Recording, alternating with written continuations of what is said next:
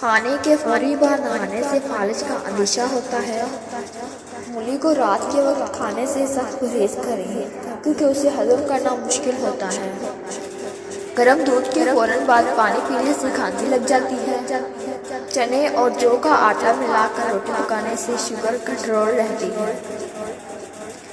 مسلسل اور بہت زیادہ پیاز کھانے سے چہرے پر چھائیاں پڑ سکتی ہیں۔ نیند نہ آتی ہو تو سونے سے پہلے پاؤں کے تلوں پر خالص سرسوں کے تیل کی مالش کریں اور 2 چمچ شہد کھا لیں۔ آم اور لسوڑے کا اچار کھانے کے بعد پانی پینے سے نزلہ، زکام اور کھانسی کا سخت اندیشہ ہوتا ہے۔ ساگ پکانے سے قبل اگر اسے کھولتے پانی میں ابال لیا جائے تو لذت بڑھ جاتی ہے۔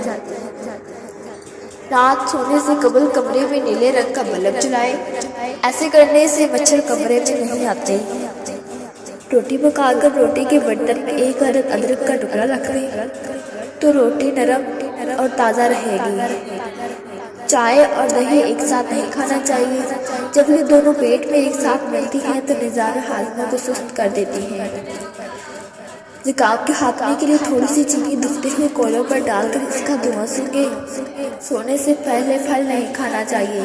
انہیں کھانے کا یہ سب سے برا وقت ہے کیونکہ اس سے شوگر لیول بڑھ سکتے ہیں اور یہ حالت آپ کو پوری رات جگائے رکھتی ہے۔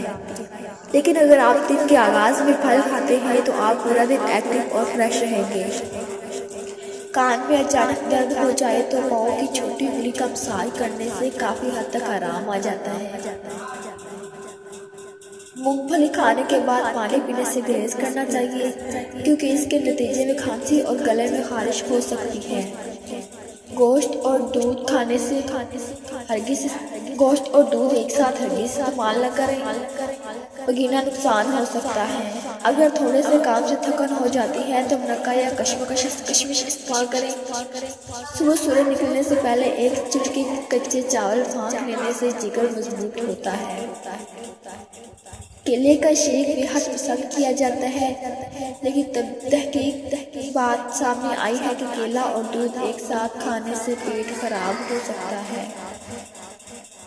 اگر ماہواری کے دنوں میں پیٹ اور ٹانگوں میں درد رہتا ہے تو نیم کے پتے اور ادرک کا رس ملا کر پینے سے آرام آ جاتا ہے۔ انڈے اور کیلے ایک ساتھ کھانے کی عادت جسم کے لیے نہایت نقصان دہ